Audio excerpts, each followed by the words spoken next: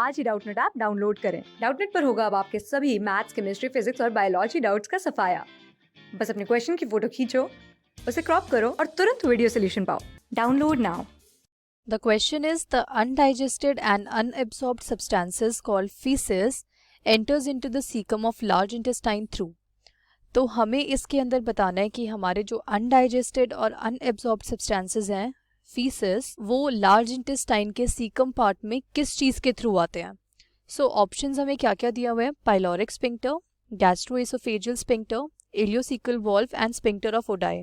तो हम एक एक करके इन चारों के मीनिंग समझते हैं और इनका देखते हैं फंक्शन. सो सबसे पहले हमें दिया है पाइलोरिक स्पिंक्टर. सो गाइज, हमारे स्टमक के पास हमें पता है 3 पार्ट्स होते हैं. सो स्टमक डिवाइडेड है 3 पार्ट्स के अंदर. पहला होता है कार्डियक, दूसरा होता है हमारे पास फंडिक एंड तीसरा हमारे पास होता है पाइलोरिक. सो ये जो हमारे पास है, अब स्टमक के बाद स्मॉल इंटेस्टाइन में हमारा खाना जाता है. सो ये काइम की फॉर्म में जाता है. स्टमक के अंदर ये बोलस के फॉर्म में आता है, माउथ से बोलस के फॉर्म में आता है, बट आगे जब ये स्मॉल इंटेस्टाइन के अंदर जाता है तो ये काइम की फॉर्म में जाता है. सो स्मॉल इंटेस्टाइन के अंदर जाने के लिए इसको एक स्पिंक्टर के थ्रू पास करना पड़ता है एंड वो स्पिंक्टर होता है हमारा पाइलोरिक स्पिंक्टर. पाइलोरिक स्पिंक्टर क्यों है? क्योंकि हमारे स्टमक का लास्ट पार्ट है पाइलोरिक.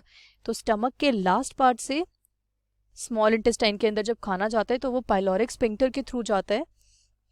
सो पाइलोरिक स्पिंक्टर कब होता है हमारा? जब स्टमक से स्मॉल इंटेस्टाइन में खाना जाता है. अब क्वेश्चन हमसे ये पूछ रहा है कि अनडाइजेस्टेड और अनअब्सॉर्ब्ड सब्सटेंसेस लार्ज इंटेस्टाइन में जब जा रहे हैं तब क्या होगा. सेकंड हमें दिया हुआ है इसमें gastro-oesophageal sphincter. So guys, gastro-oesophageal sphincter हमारा यूज होता है जब, आप नाम से ही देख सकते हैं, गैस्ट्रो एंड इसोफेजियल, मतलब हमारे इसोफेगस से जब खाना जा रहा है स्टमक के अंदर, तब हमारा कौन सा स्पिंक्टर यूज हो रहा है? Gastro oesophageal sphincter. सो इसमें हमारा जो बोलस होता है, जो पेरिस्टॉल्सिस करके आता है, वो हमारे स्टमक के अंदर जाता है इस स्पिंक्टर के थ्रू, मतलब ये एक वॉल्व प्रेजेंट होता है. थर्ड हमें दिया हुआ है इलियोसिकल वॉल्व. तो गाइज, नाम से ही हम देख सकते हैं, इलियो का मतलब यहाँ पर है इलियम, जो कि हमारे स्मॉल इंटेस्टाइन का पार्ट होता है, एंड सीकल का मतलब यहाँ पर है सिकम, जो कि लार्ज इंटेस्टाइन का पार्ट है. एंड क्वेश्चन में हमसे इसी पार्ट के बारे में पूछा है कि अगर ये पार्ट हमारा, इसके अंदर अगर खाना जाना है स्मॉल इंटेस्टाइन से सीकम के अंदर, तो वो कैसे जाएगा. तो हमारा आंसर भी हमें मिल गया, वो है ऑप्शन 3. और वैसे भी अगर हम समझे तो हमारी स्मॉल इंटेस्टाइन से खाना जाता है, स्मॉल इंटेस्टाइन का लास्ट पार्ट कौन सा है? हम पहले स्मॉल इंटेस्टाइन के तीनों पार्ट्स देखते हैं.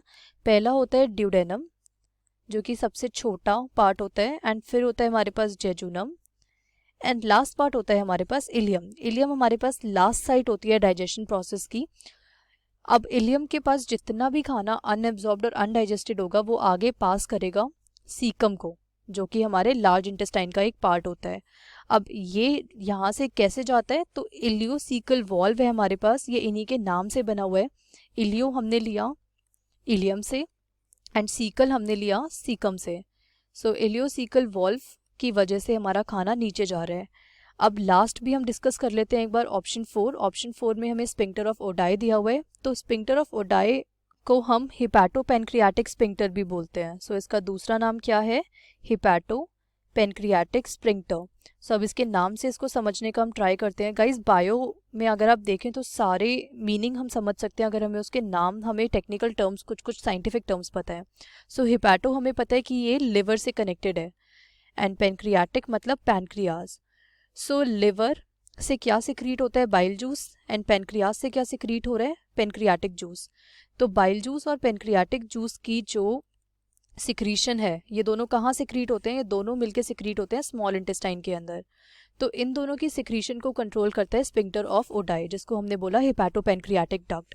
अब क्वेश्चन हमसे पूछ रहा है undigested and unabsorbed substances called faeces enters into caecum of large intestine through. तो आंसर होगा option 3, that is ileocaecal valve. मैंने आपको बताया इलियम होता है last part of small intestine and caecum होता है लार्ज इंटेस्टाइन का पार्ट. सो ये पास करेगा through a valve sphincter, that is ileocaecal valve. Thank you.